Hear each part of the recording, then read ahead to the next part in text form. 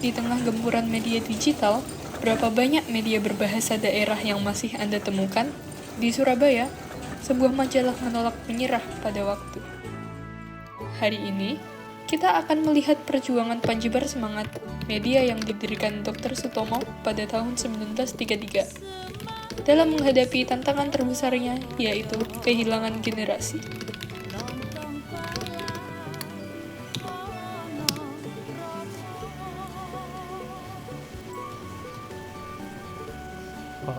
Panjibar Semangat ini didirikan atau diterbitkan pertama oleh Dr. Sutomo tanggal 2 September 1933. Tetapi Dr. Sutomo sendiri sudah menjadi aktivis sejak 1908. Karena waktu itu kan ada organisasi pertama kaum Bumi Putra namanya Budi Utomo. Proyek kami adalah memahami bagaimana media ini bertahan. Inspirasi kami datang dari sebuah ironi. Majalah ini dicintai oleh generasi tua, namun terasa asing bagi generasi muda. Pesan utama kami adalah sebuah pertanyaan. Apa yang terjadi ketika sebuah generasi terputus dari bahasa leluhurnya? Dan di era digital ini, siapa yang sebenarnya bertanggung jawab untuk menjaganya? Fokus kami adalah pada krisis regenerasi pembaca. Untuk mengerti ini, kami tidak hanya membaca arsip. Kami datang langsung ke kantor mereka dan melakukan wawancara mendalam dengan redaksi. Temuan kami jelas, pembaca mereka adalah pelanggan karena faktor nostalgia. Seperti yang dijelaskan oleh Pak Kukuh. Untuk saat ini pasar yang kalangan yang paling mengenal menyebar semangat itu seperti apa? Ya tentu saja yang sudah berusia lanjut ya, sudah pensiunan tapi yang sudah tua. Dan mereka ini kan berlangganan itu sebagai kelangganan. Kelangganan itu artinya ya kalau daripada di rumah nganggur, tidak ada bacaan, terus dulu pernah bersinggungan mungkin dengan Panjibar Semangat, terus akhirnya kembali lagi baca di kelangganan. Meskipun konten yang dibaca mungkin sudah dibaca di bahasa Indonesia ya, tapi ketika dijawakan lagi ya tetap dibaca, tapi merasa rasa kejawaannya itu ya, singgunya masih kuat ya. Itu sehingga ada nilai, ada semacam Ya, ada rasa nostalgianya. nostalgia juga, idealismenya juga ada. Karena kami pernah wawancara itu ada pelanggan sampai berusia 90 tahun itu di Mojokerto, sampai ada lagi yang di Kebumen itu perempuan 89 tahun. Itu sejak dulu sampai sekarang masih tetap menguasai. Meskipun di rumahnya juga berlangganan koran-koran seperti Jawa Pos, seperti yang lain-lain, tapi tetap berlangganan ini. Tapi, masalahnya lebih dalam dari sekedar media cetak yang ditinggalkan. Ini adalah krisis bahasa. Dalam research yang dilakukan oleh Ilham Setiawan di Universitas Diponegoro, diketahui bahwa hanya 20% dari Gen Z yang memiliki kemampuan untuk berkomunikasi dengan menggunakan bahasa Jawa.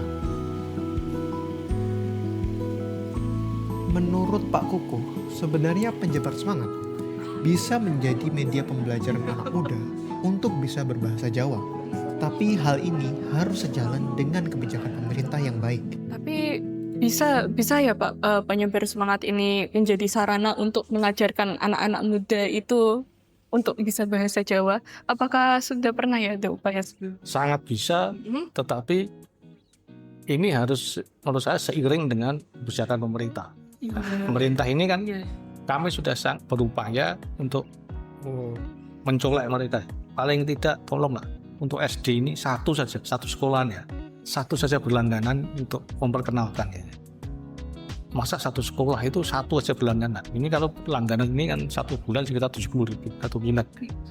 Satu sekolah itu ngambil 70.000 aja untuk langganan satu bulan.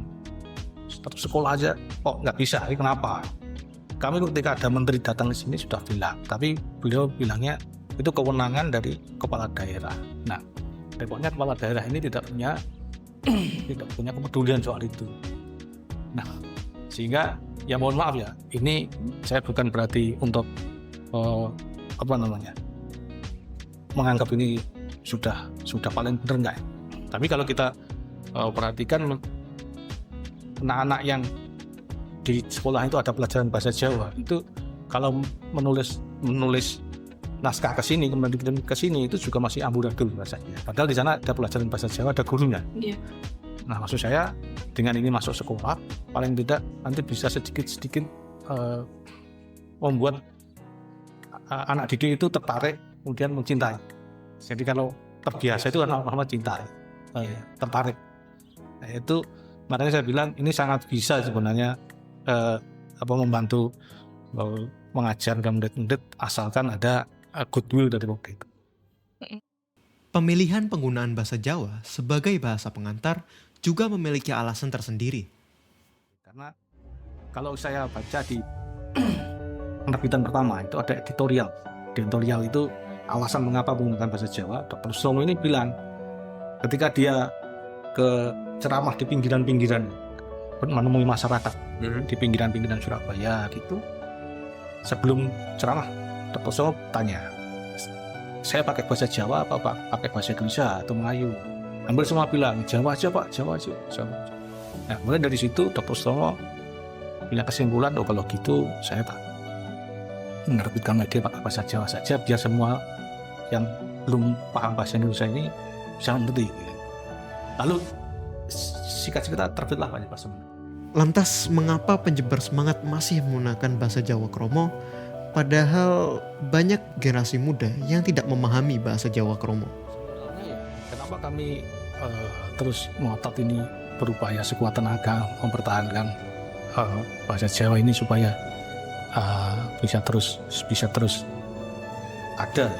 Karena kan orang bilang media massa berbahasa Jawa, kebetulan salah satunya penyebar semangat.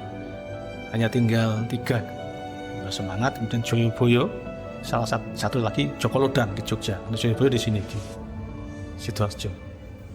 Itu menurut orang adalah benteng terakhir bahasa Jawa dalam bentuk tulis ya. Ketika media massa sudah berbahasa Jawa sudah tidak ada, maka nasib bahasa Jawa itu bahasa Jawa tulis itu ya akan lama-lama kan semakin terkikis.